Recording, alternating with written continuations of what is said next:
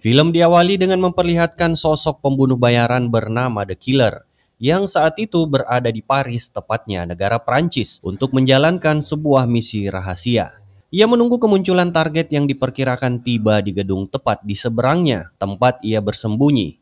Selama 5 hari penuh, The Killer tetap siaga, mengawasi dari kejauhan dengan senapan runduk yang ia rakit sendiri dengan ketelitian luar biasa. Dari gambaran tersebut tampak jelas tingkat profesionalismenya, seorang eksekutor yang sangat teliti, cepat terorganisir, dan sabar. Karena sudah selama 1 dekade beroperasi sebagai pembunuh bayaran, ia belum pernah tertangkap melakukan kesalahan ataupun terlacak oleh kepolisian dalam setiap aksinya. Dalam misi kali ini, The Killer belum juga menemukan tanda-tanda kemunculan target dari gedung di seberang. Ia tampak terus-menerus memantau kondisi tubuhnya dengan jam tangan pintarnya yang ia gunakan untuk mengukur detak jantungnya. Bagi The Killer, informasi tersebut sangat penting karena stabilitas fisik akan sangat mempengaruhi keberhasilan eksekusinya. Sesekali setiap beberapa jam, ia juga melakukan latihan ringan untuk meregangkan otot agar tubuhnya tidak kaku atau terasa pegal selama menunggu. Maka dari itu, untuk mengusir rasa bosan, ia sesekali keluar mencari makanan sambil memperhatikan aktivitas para penghuni gedung yang menjadi lokasi targetnya.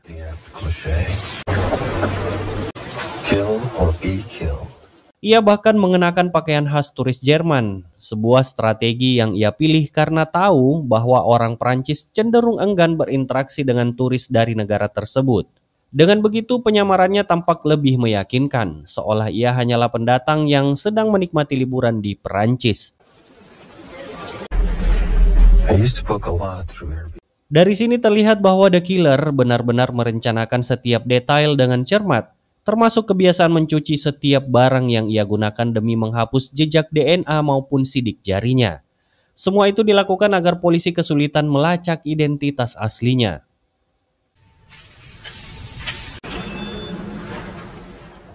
Pada malam harinya, The Killer kembali menyiapkan senapan rakitannya untuk memantau targetnya yang berada di gedung seberang. Namun di tengah persiapan itu, seseorang yang tidak dikenal tiba-tiba mengetuk pintu kamar tempat ia bersembunyi.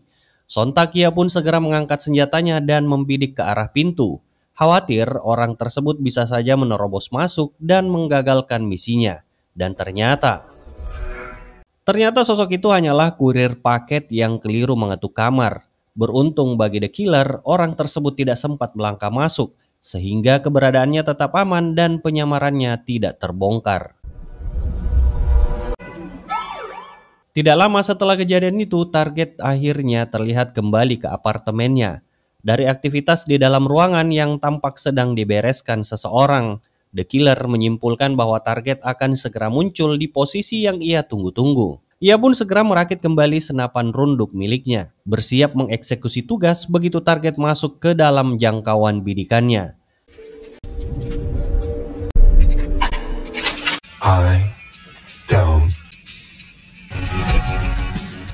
Namun tepat ketika ia mulai fokus mengincar ke arah gedung tersebut, muncul seorang perempuan, tampaknya seorang wanita penghibur yang sengaja dipanggil oleh sang target untuk menemaninya malam itu. Memanfaatkan waktu jeda, The Killer kembali menenangkan diri dengan mendengarkan musik, sebuah rutinitas yang membantunya mempertahankan fokus. Ia menunggu dengan penuh konsentrasi hingga akhirnya target terlihat memasuki kamar. Begitu posisi target tepat berada dalam jangkauan dan bidikannya yang terjadi.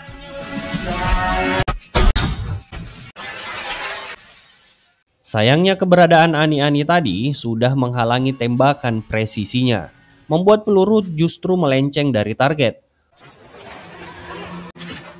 Untuk pertama kalinya sepanjang karirnya sebagai pembunuh bayaran, The Killer mengalami kegagalan dalam menjalankan misi. Makanya agar tidak membuang waktu, ia cepat-cepat membereskan seluruh perlengkapannya dan meninggalkan lokasi sebelum polisi mengetahui keberadaannya.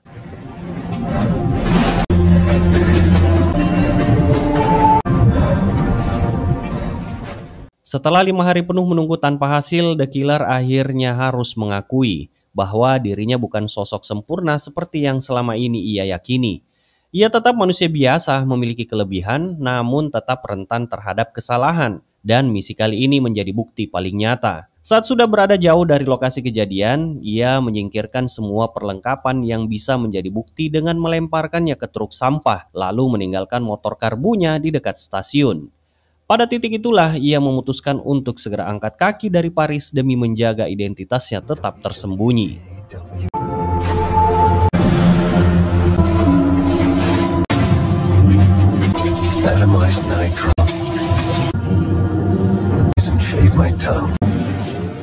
Pada saat yang bersamaan, rasa cemas kembali muncul ketika The Killer harus melewati pemeriksaan keamanan di bandara. Meski sempat tegang, ia yang perlahan mulai menenangkan dirinya akhirnya mampu melalui proses itu tanpa menimbulkan kecurigaan. Dengan begitu, ia berhasil lolos dari pemeriksaan petugas. Tidak lama kemudian, The Killer menerima panggilan dari pihak agensinya. Mereka memberitahukannya bahwa klien yang menyewa jasanya pasti akan murka mengetahui misi tersebut gagal ia lakukan. Karena itu, pihak agensi menuntut agar The Killer segera kembali dan mengulang eksekusi apapun resikonya. Namun The Killer memilih untuk tidak mengerjakannya. Maka dari itu, demi menjaga keselamatannya, ia memutuskan meninggalkan Paris secepat mungkin. Bahkan agar tidak terlacak, ia rela menghancurkan telepon pribadinya. Singkat cerita, selama pelariannya meninggalkan Paris, The Killer tampak jauh lebih waspada terhadap siapapun di sekelilingnya. Ia bahkan memperhatikan salah satu penumpang berkacamata yang penampilannya sekilas menyerupai seorang pembunuh bayaran. Pada titik ini, berbagai kemungkinan bisa terjadi. The Killer bisa saja sudah menjadi incaran, baik oleh target yang mungkin mengetahui keberadaannya maupun oleh agensinya sendiri, yang mungkin kecewa atas keputusannya. Setibanya di hotel, rasa was-was itu belum juga hilang. Setidaknya untuk mengurangi resiko yang ada, ia pun menerapkan prosedur keamanannya, yaitu dengan menyusun gelas dan tutup panci di depan pintu kamarnya. Bahkan, ia harus tidur dengan sebuah pisau yang diletakkannya tepat di sisi tubuhnya. Pada hari berikutnya, The Killer pun pulang ke tanah kelahirannya di Amerika Utara. Begitu mendarat, ia segera bergegas menuju desa kelahirannya dan berniat untuk bersembunyi serta menenangkan pikirannya setelah misi yang berakhir gagal. Tak berhenti di situ, rupanya perjalanan menuju desa itu sangat terpencil. Ia harus melewati bentangan sawah, menuruni lembah, serta melintasi hutan dan kawasan alam liar sebelum akhirnya mendekati kampung halamannya.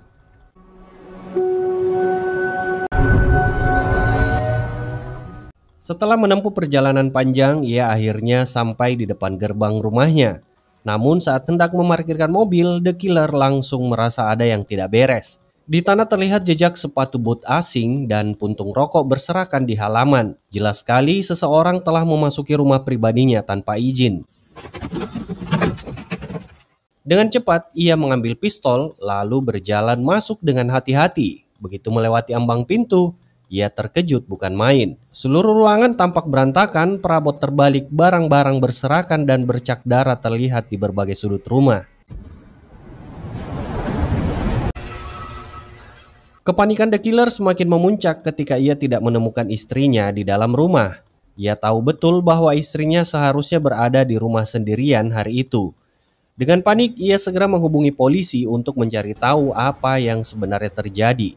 Beberapa menit kemudian, informasi yang ia terima dari petugas yang memberitahunya bahwa istrinya kini berada di ruang UGD. Ia telah menjadi korban penyerangan oleh sekelompok orang yang tidak diketahui.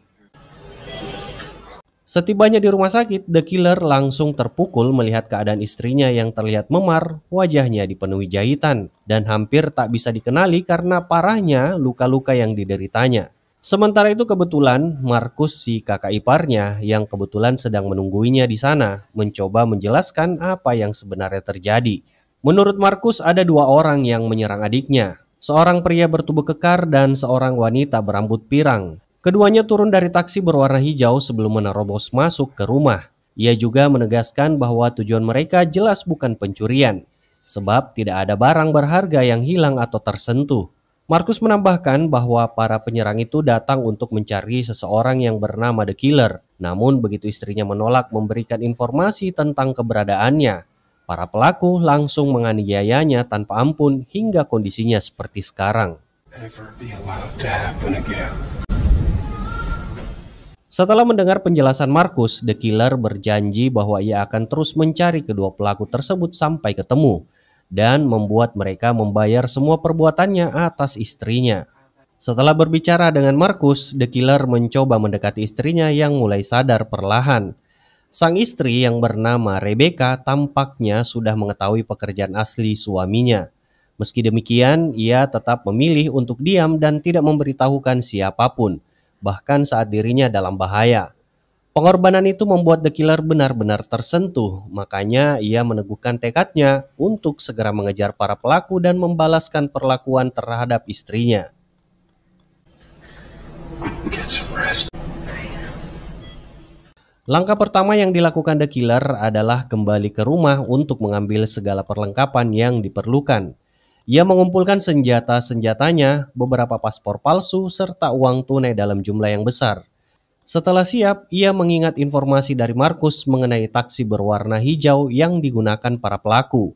Berdasarkan petunjuk itu, The Killer mulai menyusuri kota, mencari sopir taksi yang mungkin mengenali atau bahkan pernah mengantar kedua orang yang menyerang istrinya.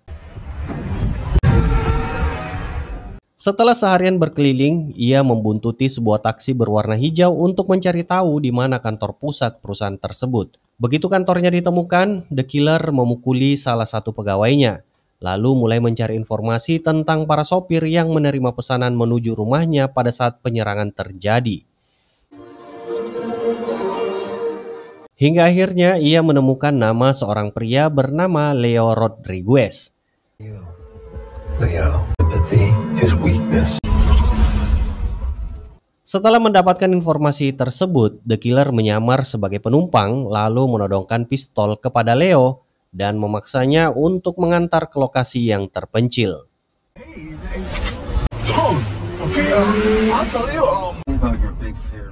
Sesampainya di lokasi, Leo awalnya mengira The Killer hanyalah perampok amatir yang ingin merampas barang-barangnya.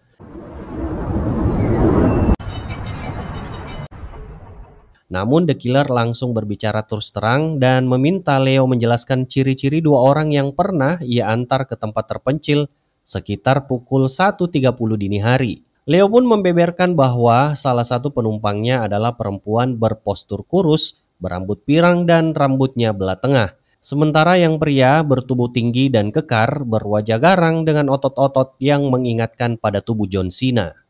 Dan begitu informasi yang didapatkan sudah lengkap, The Killer pun secara mengejutkan.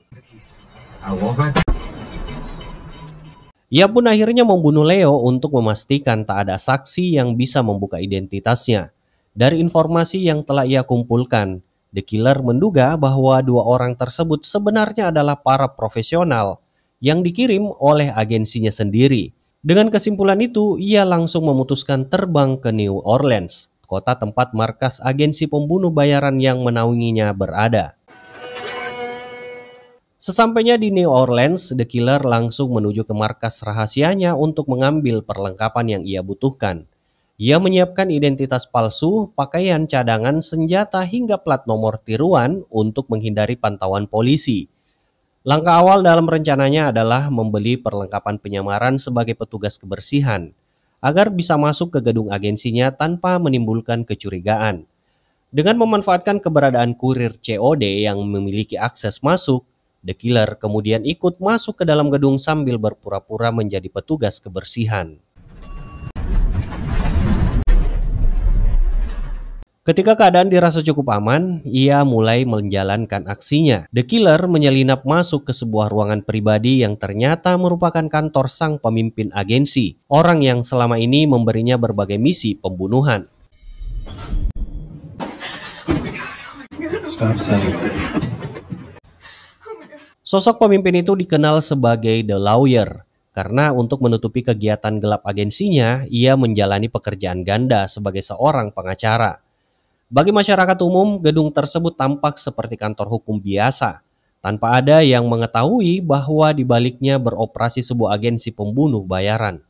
Merasa bahwa The Lawyer terlibat dalam penyerangan terhadap istrinya, The Killer akhirnya berbicara terus terang dan langsung menginterogasinya. Ia memaksa pemimpin agensi itu untuk mengungkap identitas dua pembunuh yang menyerang istrinya.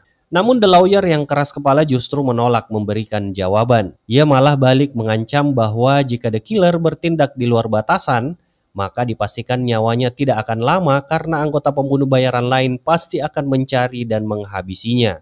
Maka dari itu The Lawyer pun mencoba membuat kesepakatan. Ia meminta The Killer melupakan semua kejadian yang lalu dan ia harus menerima konsekuensi atas kegagalan misi sebelumnya. Alih-alih melunak, The Killer justru mengacungkan mesin paku tepat ke dada The Lawyer. Saat pemimpin agensi itu menjerit kesakitan, The Killer menawarkan akan menolongnya jika ia mau berbicara. Namun ternyata si Lawyer justru tetap bungkam hingga nafas terakhirnya.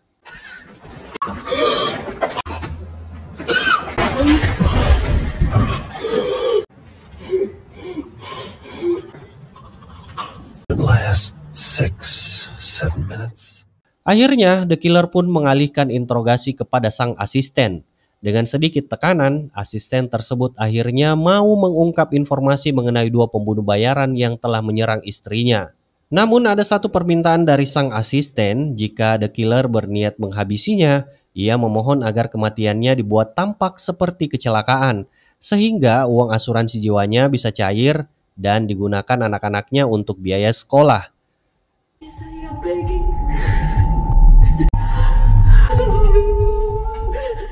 Tidak lama setelah itu, sang asisten mengajak The Killer pergi mengambil dokumen-dokumen yang dibutuhkan. Dan diketahui, ternyata semua informasi mengenai para pembunuh bayaran semuanya lengkap ia simpan. Setelah memastikan semua jejak pembunuhan The Lawyer telah hilang, keduanya akhirnya melaju menuju rumah sang asisten. Di sepanjang perjalanan, raut wajah sang asisten tampak pucat dan tegang.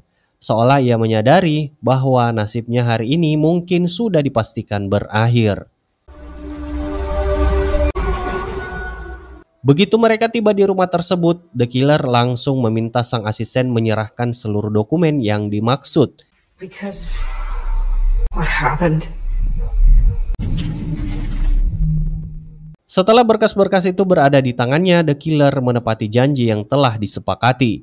Ia menghabisi sang asisten dengan cara yang dibuat tampak seperti kecelakaan, seolah korban terpeleset dan jatuh dari tangga.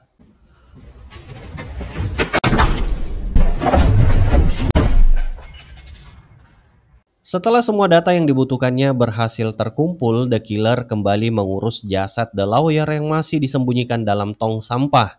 Ia membawa tubuh itu ke sebuah daerah terpencil, lalu membuangnya di bawah jembatan.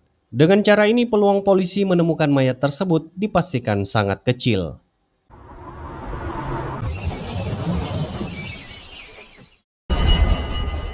Setelah urusan sebelumnya selesai, The Killer berangkat ke Florida untuk memburu target pertamanya, seorang pria bernama Benjamin.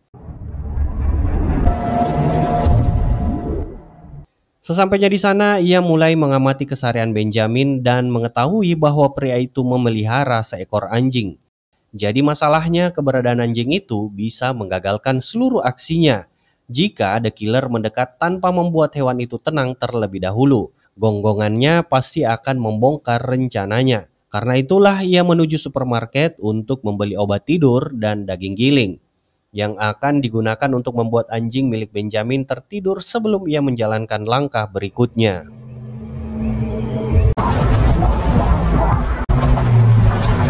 It's not a bad idea.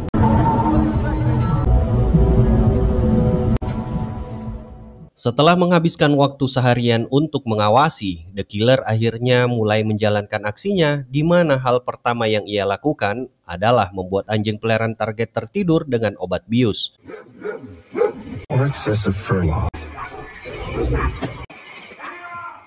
Setelah anjing itu tidak sadarkan diri, The Killer pun mulai menyelinap masuk ke rumah dengan sangat hati-hati untuk menyerang target yang tengah beristirahat.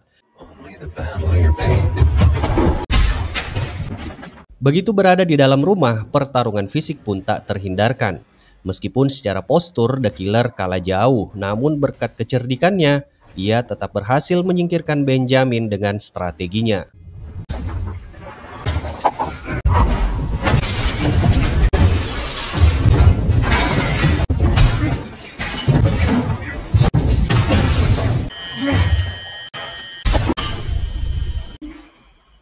Begitu kelar menghabisi target pertamanya, anjing peliharaan sang korban tiba-tiba muncul yang ternyata baru terbangun dari pengaruh obat bius. The Killer pun segera kabur dari lokasi dan untuk menghapus semua jejak aksinya, ia melemparkan bom molotov ke rumah tersebut sebelum pergi.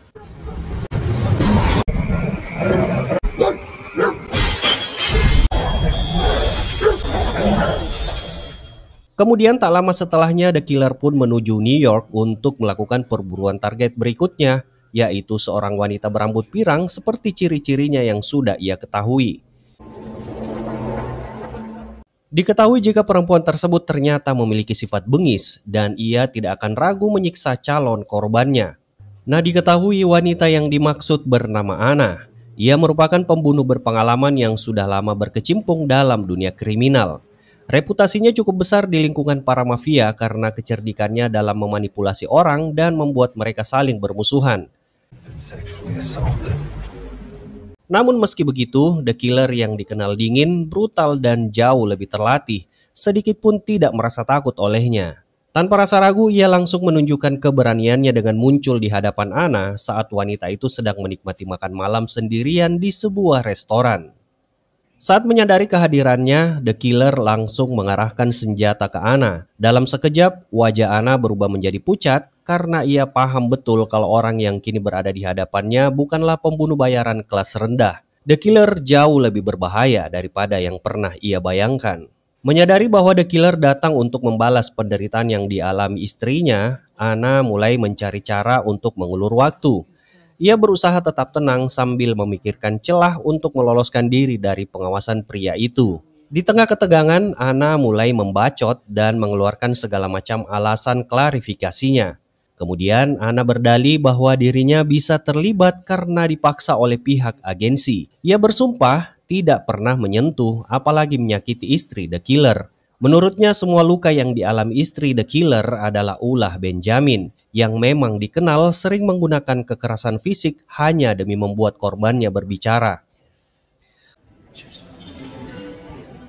Sementara itu, Anna yang mulai menyadari bahwa ajalnya tinggal menunggu waktu, memohon satu permintaan terakhir kepada The Killer. Ia meminta agar sebelum dirinya dihabisi, The Killer mau meminum soda gembira yang sudah disajikan. For example, was the last time you bothered to...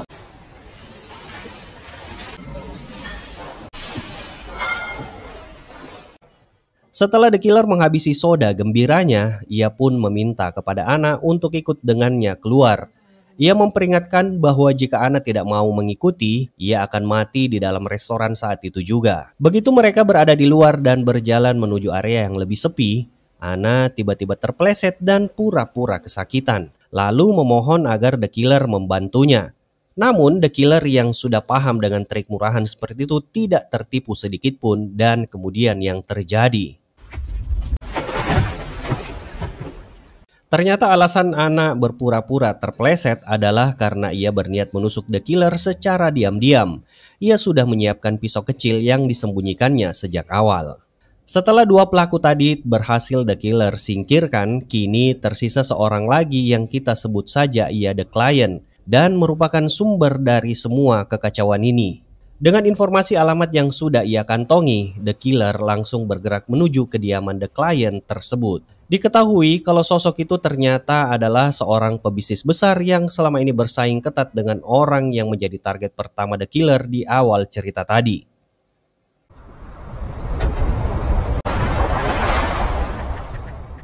Begitu The Killer tiba di tempat tujuan, ia memulai dengan memantau gerak-gerik sang klien selama 1 hari penuh. Tak lama kemudian, klien yang hendak memasuki gedung apartemennya, The Killer menyadari bahwa pintunya memakai kunci dengan sistem keamanan khusus, sehingga tidak mungkin dibuka dengan cara paksa. Karena tidak punya opsi lain, ia pun menangguhkan rencananya untuk sementara, kemudian pergi mencari alat untuk menduplikasi kunci tersebut, sekaligus membeli senjata ilegal dari para preman sebagai perlengkapan tambahan. Setelah kembali mengikuti si klien hingga ke kantornya, The Killer akhirnya menemukan celah. Ia berhasil mencuri kunci milik petugas kebersihan yang berisi salinan berbagai kunci loker di perusahaan tersebut. Dengan itu, ia hanya perlu menunggu sang klien tersebut keluar dari ruangannya. Begitu situasi aman, The Killer langsung masuk ke area loker, memeriksa isinya dan mengambil kartu akses yang digunakan untuk masuk ke apartemen sang klien. Kartu itu kemudian ia duplikasi dengan alat yang sudah ia siapkan sebelumnya. Begitu kartu akses berhasil diduplikasi, The Killer hanya perlu menanti waktu yang tepat. Tak lama kemudian, klien itu pulang ke apartemennya.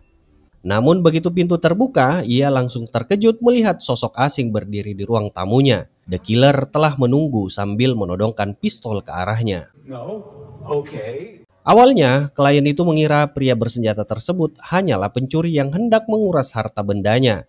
Namun setelah memperhatikan wajah The Killer lebih lama, ekspresinya berubah. Ia akhirnya menyadari bahwa orang yang berdiri di hadapannya adalah pembunuh bayaran yang ia sewa untuk menyingkirkan kompetitornya beberapa hari sebelumnya. Setelah The Killer menanyainya, barulah jelas bahwa sang klien benar-benar tidak tahu apapun tentang serangan terhadap keluarganya. Serangan itu sebenarnya dirancang oleh si lawyer, yaitu agen The Killer sendiri, yang berniat menyingkirkan The Killer karena dianggap gagal menjalankan tugasnya. Jadi, klien tersebut sama sekali tidak terlibat, bahkan tidak pernah memerintahkan siapapun untuk menyakiti keluarganya. Setelah mendengar pengakuan yang sebenarnya dari sang klien, The Killer akhirnya memutuskan untuk membiarkannya hidup. Meski begitu, sebelum ia pergi, The Killer memberikan peringatan tegas. Ia mengatakan bahwa jika klien itu sampai mencoba membalas atau bahkan menyewa orang untuk mengejarnya, maka dipastikan seluruh keluarganya akan menjadi target berikutnya.